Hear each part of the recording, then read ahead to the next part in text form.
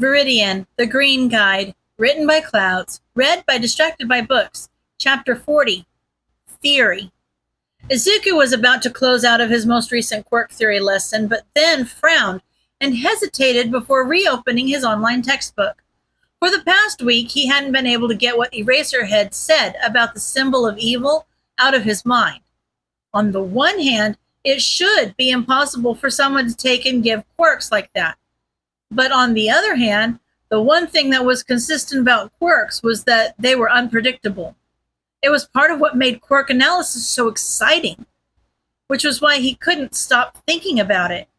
If All for One really did exist, or even just had existed at some point, it could spark so many new theories about how quirks work or even how they'd begun. Even if his research was ultimately a dead end, Izuku still couldn't resist figuring out if something like that was even possible. Even if it didn't help the case, it would make for an interesting afternoon and might even help him learn more about some heroes' quirks. Not to mention that he'd be able to tell Eraser for sure that it wasn't possible, rather than relying only on gut instinct. So, where should he start? If he tried to search his textbook for giving quirks, it would probably just kick out a genetics lesson. And if he'd tried taking quirks, he'd probably get something on emulator and copy quirks, or maybe a reference to Eraserhead if the textbook was up to date. After probably way too long thinking about it, he finally just decided to search the text for All for One and see if it brought anything up. It probably wouldn't, but it was at least worth a try, and he could cross that bridge when he came to it. The page loaded almost instantly, even though Izuku's anxiety made it feel like it took forever. And when the results finally came up, he stared at the single reference in a daze for almost a full minute before he jerked awake and practically jumped out of his seat in his hurry to click the link. It was a passing reference in one of the appendices, which was why Izuku had never read it before. Not that it would have caught his eye if he had, without Eraser calling his attention to it. Transferable quirks, though theoretically possible, Schneider, 2308, are largely considered to be a myth by both the academic community and the world at large, which is why they will not be covered in any great detail here. The fact that transferable quirks were a myth didn't surprise him at all. That was both his and Eraser's first thought, after all. Even the fact that there were enough people that were interested in them to have research papers written on the subject, even though it was unexpected, still didn't come as any surprise. No, what shocked Izuku was that one little line at the beginning, though theoretically possible. He didn't waste any time navigating to the bibliography and tracking down the article. It was a little dated, but it would be a good launching pad for the rest of his research. The article itself was a bit dated and had originally been translated from German, so there were a few uncommon or niche words that Izuku had to look up, but it actually provided a good overview of the theory behind transferable quirks.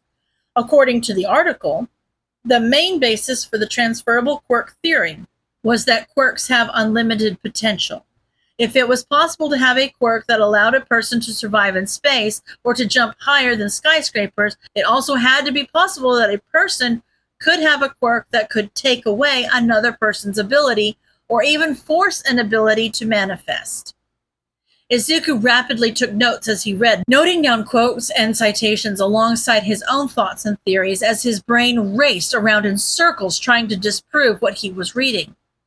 If quirks like this existed, why didn't anyone know about them? Were they just super rare? But Izuku knew about some quirks that only one person manifested, and yet they still were talked about and even taught about in schools. So it couldn't be just the rarity. And if these quirks did exist, why weren't they helping quirkless people? If they could transfer a quirk into someone quirkless, why wouldn't they? Didn't they realize how hard it was for Izuku to be the only kid in school without a superpower? Why couldn't they have given him a quirk? Izuku forced himself out of his spiral when he realized that he had somehow snapped the pencil he was using in half. He stared at it in shock for a moment before shaking his head and getting a fresh pencil. That must be a fluke. There was no way he was strong enough to break a pencil just out of stress, even if he had been getting more exercise as a vigilante these past few months. Izuku finished reading the article without any further incidents and was about to turn to the bibliography to find some more sources when he stopped and opened up a search engine instead. Using the bibliography would lead him to older articles than he really wanted, considering that the article itself was almost 50 years old. But if he were to look up reviews of the article, those would most likely cite more recent research as they attempted to either refute or confirm the original article's thesis. Most of the reviews he found were attempting to basically bash the transferable quark theory in general, and most of them cited the same 3 articles that supposedly disproved it. The problem was that when Izuku read those articles, they were biased. It was pretty clear that they were relying more on rhetoric than research and were letting the conventional wisdom of how quarks were supposed to work color the hypothesis. That didn't necessarily mean they were wrong. Conventional wisdom was common for a reason, after all. But in this case, it was just slightly suspicious, considering that there was actually plenty of evidence to the contrary. One article in particular that caught Izuku's eye was called "The Legend of All for One, a quantitative analysis of transferable quarks and their effects on the body."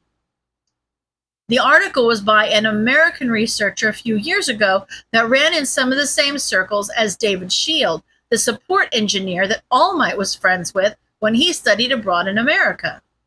But it had never been translated into Japanese, which Izuku thought was weird, considering that the article itself identified All for One as a Japanese myth specifically. It made him really grateful that his online English class was so fast-paced. He still had to have a dictionary open as he read, but he was able to read the article without too much trouble, even more so because most of it was charts that showed the evidence in support of the transferable quark theory. Izuku's vigilante alarm went off just as he was about to dive into the charts, and it startled him so badly he jumped out of his chair and slammed his notebook shut. Was it already that time? Izuku frowned indecisively for a long moment before canceling the alarm and sitting back down. This research counted as vigilantism, especially since it was looking more and more like transferable quarks were possible, and Izuku needed to know everything he could about them. Eraserhead would kill him if he went into a fight unprepared. Izuku spent the next several hours combing through all the evidence that the article provided. There were several people who lacked the extra toe joint, but had still manifested as quirkless, while other people had it, but had manifested quirks anyway. Even once he considered that some of those could be explained by quirks with restrictive activation costs, mutation quirks that caused abnormalities in the feet, or even just people downright lying. There were just too many cases for Izuku to ignore. The most concerning section of the article had been the section on people who had the extra toe joint and should have been quirkless, but had somehow manifested quirks anyway. According to the limited research that had been done, those individuals had, with few exceptions, died remarkably young. Most of them showed signs of impossibly early muscle atrophy, as well as Alzheimer's and dementia. From the brain scans included in the article, it looked almost as if the brain was eating itself alive. It was practically identical to the autoimmune response Eraser had described in the berserker they'd captured, which meant that somehow the villain factory was trying to force extra quirks into these people and was trying to compensate for the body's response by forcing mutations. The only problem was that the experiments weren't working. Hamasaki was still going brain dead, just like the naturally quirkless people in the article. As the sun came up and he finally went to bed, Izuku couldn't help but feel grateful he'd never been offered a quirk that wasn't his. It seemed like it would be really hard on his body. End of chapter.